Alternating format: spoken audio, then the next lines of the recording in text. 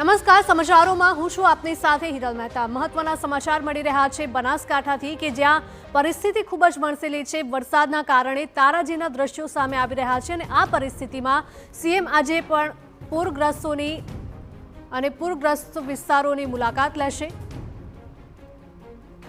સંવાદદાતા સચિન જોડાયા છે વધુ અપડેટ સાથે। સચિન, જણાવશો કે સીએમ આજે પૂરગ્રસ્ત વિસ્તારોની મુલાકાતે પહોંચવાના છે, શું વધારે અપડેટ મળી રહી છે?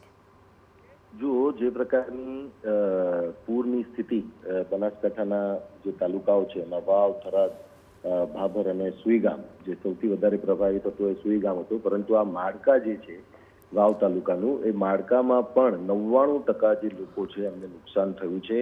એટલે અહીંયા જે પાક છે એને તો નુકસાન થયું જ છે અને 72 કલાક અહીંયાના જે સ્થાનિકો છે એમણે ખૂબ કપરે રીતના કાઢ્યા છે, કારણ કે પાણી જે હતું એ બધા જ ઘરોમાં પાણી હતું અને એના કારણે એમને જે ઘર વખરીથી માંડીને એમને જે નુકસાન થયું છે એ મોટા પ્રમાણમાં છે। અને આજની આ મુલાકાત મુખ્યમંત્રી ભૂપેન્દ્ર પટેલની અહીંયાની આ ગામની છે।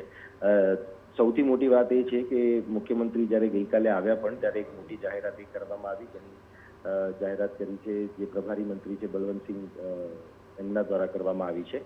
ત્યારે એ વિષય ત્યાં આવે છે કે પાણી જે અહીંયા ભરાય છે એ પાણીનો નિકાલ કઈ રીતે થાય એના માટેનું એક આયોજન કરવા માટેની પ્લાનિંગ જે છે એ મુખ્યમંત્રીએ એ બાબત ઉપર વધારે ભાર આપ્યો છે। બીજું, જે લોકોને મદદ જોઈએ છે, જે અનાજ સહિતની ચીજ વસ્તુઓની મદદ જોઈએ છે, એ મદદને લઈને ખાસ જે વાતચીત છે એ વાતચીત લોકો સાથે પણ તેઓ કરી રહ્યા છે।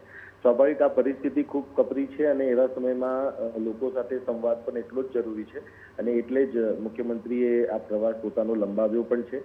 અને બીજી મહત્વની વાત મેં કહ્યું એ પ્રમાણે કે અહીંયા જે પણ એડ છે, જે પણ મદદ છે, એ મદદ પહોંચાડવા માટે તંત્રને પણ જે સૂચના છે એ આપવામાં આવેલી છે કે કયા પ્રકારે અને કઈ રીતે અને કઈ કઈ બાબતો પર ધ્યાન આપવું, જેમાં હેલ્થથી માંડીને લોકોને જે અનાજ પાણી વ્યવસ્થાની જે જરૂરિયાત છે એ બાબતને લઈને અને પશુઓના જે મોત થયા છે એને લઈને, ખેતીમાં જે નુકસાન થયું છે એને લઈને, ત્યારે તમામ પાસાઓને આવરીને આ જે બેઠકો છે એનો દોર ગઈકાલે ચાલ્યો છે અને આજે તેઓ અહીંયા ગામના લોકોને મળશે અસરગ્રસ્ત। જી સચિન, માહિતી બદલ આપનો આભાર। તો મુખ્યપ્રધાન ભૂપેન્દ્ર પટેલ માળકા ગામની મુલાકાતે પહોંચશે અને ગામના લોકો સાથે તેઓ સંવાદ કરશે, તેઓની શું સમસ્યા છે તે જાણવાનો અને આ તમામ સમસ્યાનું નિરાકરણ લાવવાનો પ્રયત્ન કરશે।